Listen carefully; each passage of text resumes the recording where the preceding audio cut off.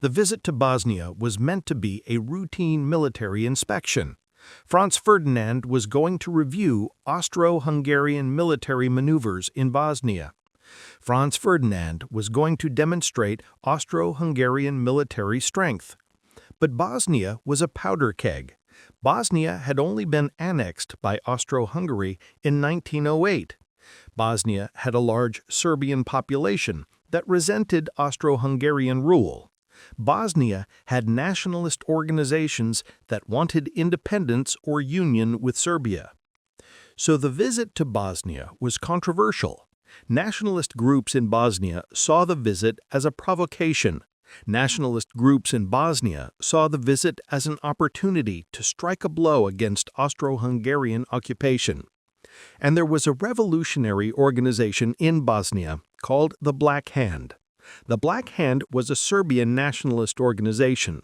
The Black Hand was dedicated to liberating South Slavic peoples from Austro-Hungarian rule. The Black Hand was willing to use violence and assassination to achieve its goals. The Black Hand decided to assassinate Franz Ferdinand.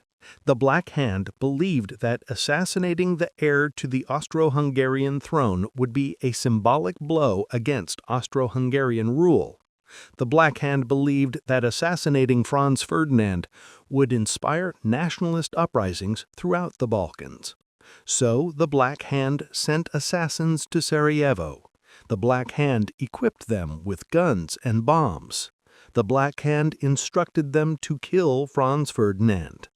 To understand the assassination, we need to understand who Archduke Franz Ferdinand was and why he mattered.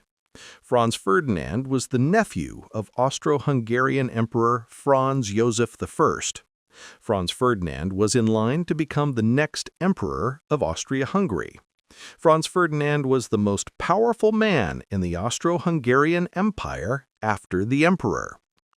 Austria-Hungary was a massive empire. Austro-Hungary controlled territory in Central Europe, the Balkans, and parts of the Middle East. Austro-Hungary had a population of over 50 million people. Austria-Hungary was one of the great powers of Europe. But Austro-Hungary was also declining. Austro-Hungary was losing power. Austro-Hungary had lost territory to Russia, Italy, and other powers. Austro-Hungary was facing internal problems. Austro-Hungary was surrounded by enemies and competitors. And one of those competitors was Serbia. Serbia was a small nation in the Balkans. Serbia was emerging as a regional power.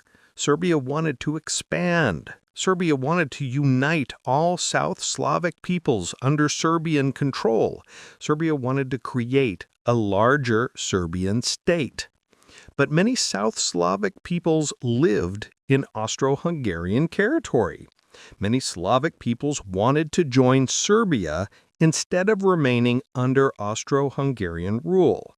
So there was a conflict between Austro-Hungary and Serbia over who would control the Balkans. This conflict created a tense situation in the Balkans. This conflict created nationalist movements. This conflict created revolutionary organizations. This conflict created an atmosphere of violence and danger. June 28, 1914, Sarajevo, Bosnia, 11 a.m. Archduke Franz Ferdinand, the heir to the Austro-Hungarian throne, is riding through the streets of Sarajevo in an open-top car. His wife, Sophie, is sitting next to him. They're waving to crowds. They're smiling. They appear to have no idea what is about to happen. Suddenly, a shot rings out, then another, then another. The Archduke is hit. His wife is hit. Blood fills the car. Chaos erupts. People are screaming. Police are rushing. Within minutes, both the Archduke and his wife are dead. This assassination, the assassination of Archduke Franz Ferdinand, will trigger a chain of events that will lead to World War I. This assassination will kill 20 million people. This assassination will destroy empires. This assassination will reshape the entire world. And it all happened because of a series of remarkable coincidences and a young man named Gavrilo Princip, who decided to change history. Welcome back to Red Tape Tales. I'm your host, and today we're exploring the assassination of Archduke Franz Ferdinand. This is the story of how one bullet started a world war. This is the story of how a single moment changed the course of human history. This is the day everything changed. Now, here's an untold secret. Franz Ferdinand's death was not the direct cause of World War I. The assassination was the spark, but the tinder was already there. The tinder was the alliance system. Europe in 1914 was divided into two competing alliance systems. On one side was the Triple Alliance: Germany, Austria-Hungary, and Italy. On the other side was the Triple Entente: France, Russia, and Britain. These alliances created a hair-trigger situation. If one power went to war, all its allies would be drawn into the war. No power could fight alone. Every war threatened to become a general European war. The tinder was also the imperial competition. The great powers of Europe were competing for colonies and influence around the world. The great powers were competing for power and status. The great powers were suspicious of each other. The great powers were building up their military forces. The tinder was also the Balkan situation. The Balkans were unstable. The Ottoman Empire was declining. Serbia was rising. Russia was interested in the Balkans. Austro-Hungary was interested in the Balkans. There was conflict and instability. So the tinder was there. The situation was dangerous. The system was on edge. But it took a spark to ignite the tinder, and that spark was the assassination of Franz Ferdinand. But this is where the alliance system came into play. Russia was allied with Serbia. Russia was interested in Serbian independence and the expansion of Serbian power in the Balkans. So when Austro-Hungary declared war on Serbia, Russia began mobilizing its military forces to support Serbia.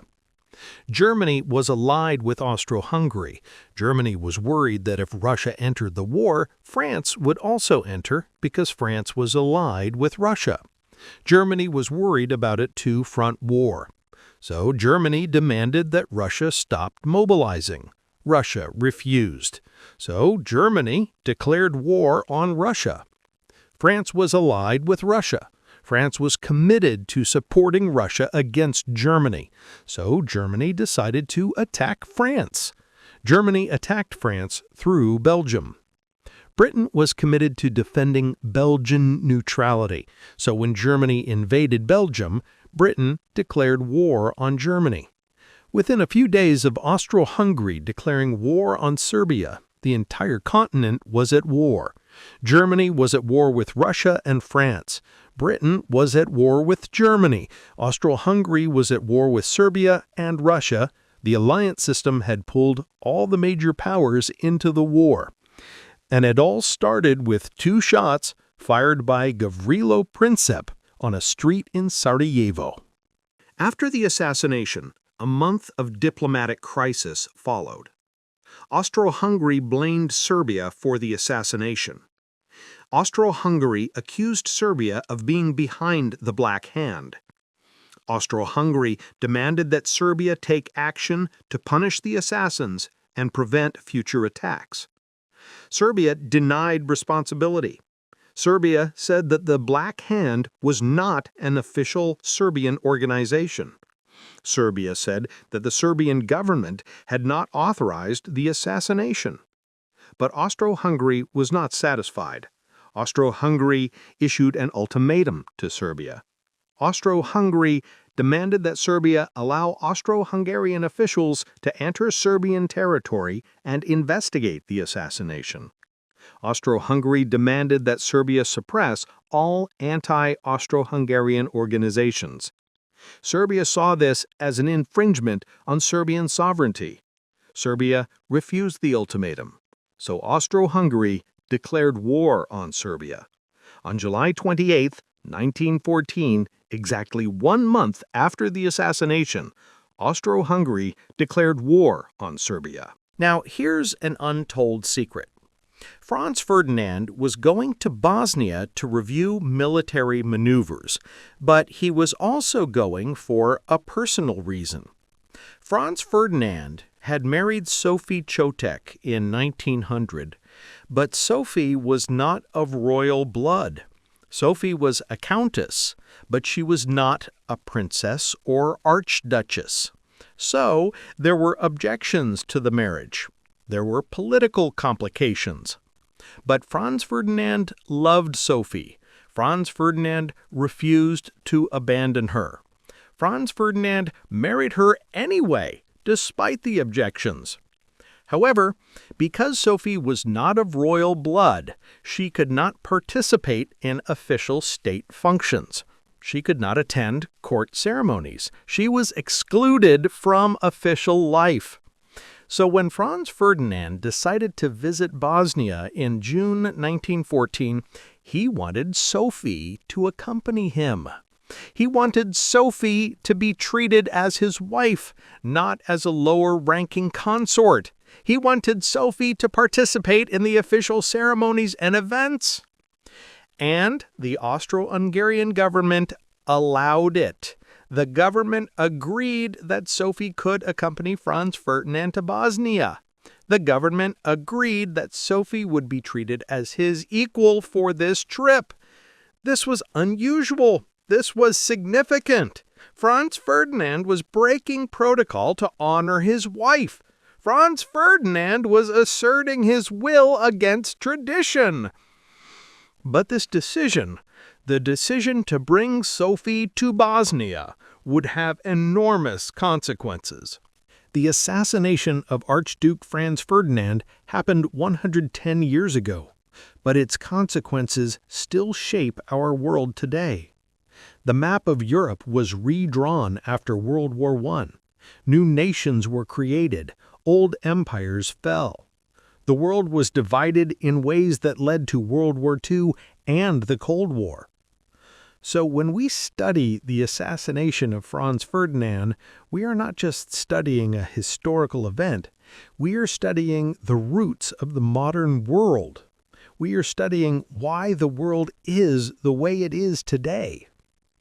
Thank you for listening to Red Tape Tales. Next time, we're exploring the trenches of World War I, the muddy, horrific, deadly trenches where millions of soldiers thought and died. Until then, keep questioning history, because history shows us that small moments can have enormous consequences. History shows us that individual actions matter. History shows us that the choices we make can reshape the world. And if we understand these lessons from history, maybe we can make better choices for the future. Now, here's a brain-rot question. What if Franz Ferdinand had taken a different route through Sarajevo? What if Franz Ferdinand had not stopped at a particular intersection? What if Franz Ferdinand had not been traveling in an open-top car? The answer is, he probably would not have been assassinated, or at least the assassination would have been much more difficult. But what actually happened was a series of remarkable coincidences that put Franz Ferdinand directly in front of one of the assassins at exactly the right moment. On the morning of June 28, 1914, Franz Ferdinand and Sophie were traveling through Sarajevo. They were riding in an open-top car. The car was following a planned route through the city. Several assassins were positioned along the route waiting for the car to pass. One assassin, named Nedeljko Chabranovich, threw a bomb at the car. The bomb bounced off the car and exploded, injuring some people nearby, but Franz Ferdinand and Sophie were not seriously hurt. The car sped away. Franz Ferdinand and Sophie were taken to safety. The assassination attempt had failed. But then, and this is the remarkable coincidence, the car taking Franz Ferdinand to safety took a wrong turn. The car turned onto a street where Gavrilo Princip, another assassin, happened to be standing. Princip had not been part of the first assassination attempt. Princip was a backup assassin positioned elsewhere in the city. Princip thought the assassination had failed.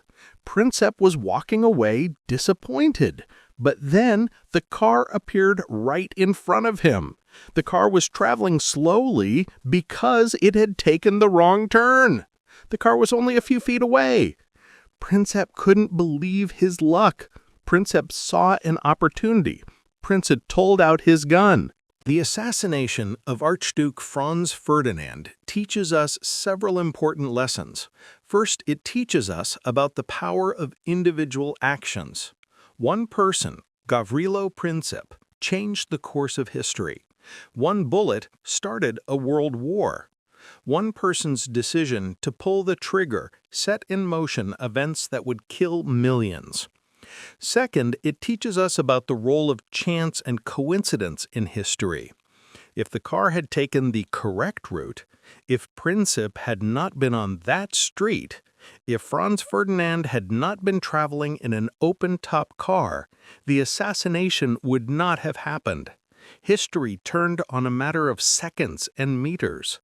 Third, it teaches us about the dangers of unstable systems. The alliance system in Europe was so fragile that one assassination could trigger a chain reaction that pulled all the great powers into war. The system was designed to deter war, but instead it made war more likely. Fourth, it teaches us about the importance of understanding context. The assassination didn't happen in a vacuum. The assassination happened in a context of Serbian nationalism, Austro-Hungarian expansion, great power competition, and imperial ambition. To understand why the assassination happened, we need to understand the political and social context. Now, here's the final brain rot question.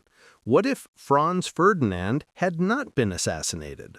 What if the car had taken the correct route? What if Gavrilo Princip had not been standing on that street at that moment? Would World War I have happened anyway? The answer is probably yes, but maybe not in 1914. The tinder was there. The system was unstable. The conflicts between the great powers were real. Eventually, there would have been a crisis that sparked a general war. But the assassination of Franz Ferdinand was the specific spark that ignited the tinder in 1914. Without the assassination, World War I might have been delayed. Without the assassination, the war might have started for a different reason. Without the assassination, the course of history would have been different. The assassination of Franz Ferdinand is a reminder of how fragile the world is. A single moment can change everything. A single decision can have enormous consequences. A single person can reshape history. The assassination is also a reminder of the dangers of unstable systems. When a system is built on alliances and competition and suspicion, even a small spark can ignite a catastrophic fire. And the assassination is a reminder that history is not inevitable. History is shaped by choices and actions and coincidences. If different choices had been made, if different actions had been taken, if the coincidences had been different, the course of history would have been completely different. Here's another brain rot question. Did Princip hesitate in that moment? Did Princip think about the consequences of what he was about to do? We don't know for certain, but what we do know is that Princip fired 2 shots at point-blank range. The first shot hit Franz Ferdinand. The second shot hit Sophie. Franz Ferdinand was hit in the neck. Blood gushed from his neck. Franz Ferdinand was dying. Sophie was hit in the abdomen. Sophie was dying. Both of them were rushed to a hospital, but it was too late. Within hours, both Franz Ferdinand and Sophie were dead. Gavrilo Princip had succeeded. Princip had assassinated the heir to the Austro-Hungarian throne. Princip had killed the man who would have become the next emperor of Austro-Hungary. But Princip had no idea what he had set in motion. Princip had no idea that his 2 shots would trigger a chain of events that would kill 20 million people. Princip had no idea that his actions would end 4 empires. Princip had no idea that his actions would reshape the world.